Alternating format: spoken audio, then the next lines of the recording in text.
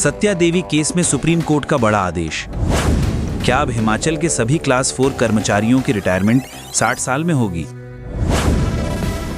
Supreme court ने अपने आदेश में क्या लिखा? आखिर क्या है 60 वर्ष सेवानिवृत्ति की सच्चाई?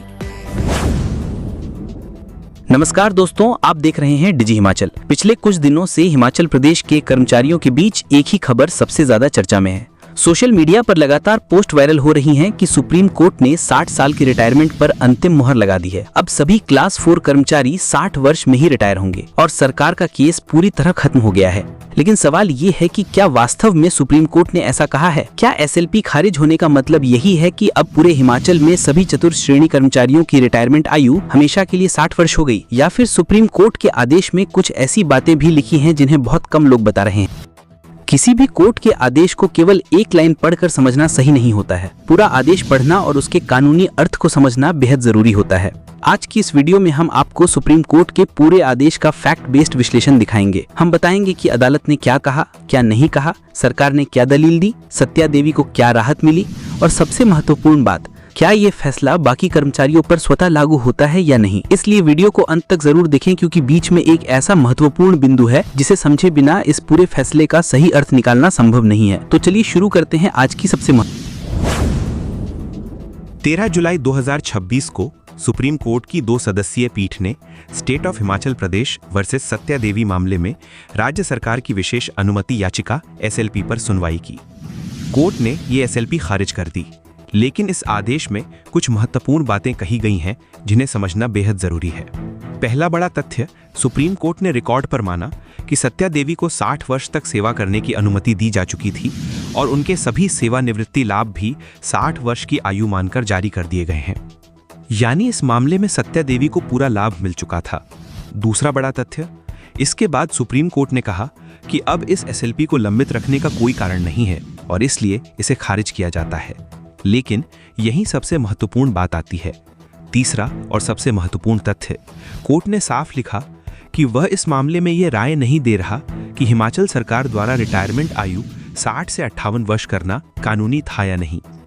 अर्थात यह कानूनी प्रश्न अभी भी खुला छोड़ा गया है और भविष्य में किसी उपयुक्त मामले में इस पर निर्णय लिया जा सकता है। इसका मतलब है कि सुप्रीम कोर्ट ने 58 बनाम 60 वर्ष के पूरे विवाद पर अंतिम फैसला नहीं दिया। चौथा महत्वपूर्ण तथ्य, कोर्ट ने यह भी स्पष्ट किया कि सत्या देवी को केवल इस आधार पर कोई लाभ नहीं रोका जाएगा कि उन्हें 58 वर्ष में रिटायर होना चाहिए था, यानी उनके सभी लाभ सुरक्षित रहेंगे।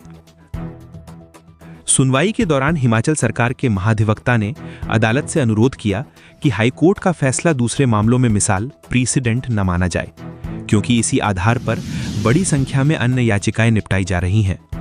सुप्रीम कोर्ट ने इस अनुरोध को स्वीकार करते हुए कहा कि हाईकोर्ट के उस फैसले को लंबित मामलों में बाध्यकारी नजीर प्रीसिडेंट की तरह नहीं पढ़ा जाएगा।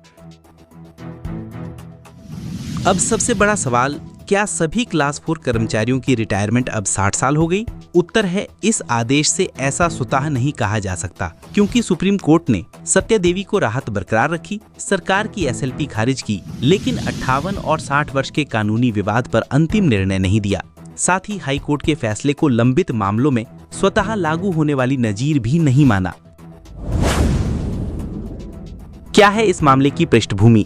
28 मई 2024 को हिमाचल प्रदेश हाई कोर्ट ने 2018 की उस अधिसूचना में मौजूद कट ऑफ तिथि को असंवैधानिक मानते हुए कहा था कि सभी क्लास 4 कर्मचारियों के लिए सेवानिवृत्ति आयु 60 वर्ष होगी। इसी फैसले को चुनौती देते हुए राज्य सरकार सुप्रीम कोर्ट पहुंची थी।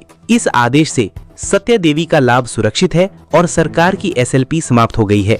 लेकिन यदि कोई ये दावा कर रहा है कि सुप्रीम कोर्ट ने सभी कर्मचारियों के लिए 60 वर्ष की रिटायरमेंट का अंतिम फैसला दे दिया है, तो ये आदेश ऐसा स्पष्ट रूप से नहीं कहता। इसलिए कर्मचारियों को इस आदेश को पूरी तरह पढ़कर ही निष्कर्ष निकालना चाहिए। हम एक बार फिर स्पष्ट कर दें कि किसी भी न्यायालय के आदेश की अलग अलग कानूनी व्याख्या हो सकती है। हमारा प्रयास केवल आदेश में लिखे तथ्यों को सरल भाषा में आपके सामने रखना है। यदि भविष्य में इस मामले में कोई नया आदेश, स्पष्टीकरण या कानूनी फैसला आता है, तो उसकी जानकारी भी सबसे पहले डिजी हिमाचल पर आपको मिलेगी। यदि आपको लगता है कि ये जानकारी आपके साथी कर्मचारियों पेंशनर्स या परिवार के अन्य सदस्यों तक पहुंचनी चाहिए, तो इस वीडियो को अधिक से अधिक शेयर जरूर करें ताकि किसी भी तरह की अफवाह या अधूरी जानकारी फैलने से बचा जा सके। अगर आपने अभी तक डीजी हिमाचल चैनल को सब्सक्राइब नहीं किया है तो अभी सब्सक्राइब करें और बेल आइकन जरूर दबाएं ताकि हिमाचल प्रदेश के कर्मचारियों, पेंशनर्स, सरकारी आदेशों, हाई कोर्ट और सुप्रीम कोर्ट के महत्वपूर्ण फैसलों तथा प्रदेश की हर बड़ी अपडेट सबसे पहले आपको मिलती रहे। आपकी राय हमारे लिए बहुत महत्वपूर्ण है। इस फैसले पर आपकी क्या सोच है? क्या सरकार को अब नई नीति लानी चाहिए? अपनी राय हमें कमेंट बॉक्स में जरूर लिखें। आप देख रहे थे डीजी हिमाचल। मिलते हैं अगली महत्वपूर्ण और तथ्य आधारित खबर के साथ। धन्यवाद। जय हिंद, जय हिमाचल।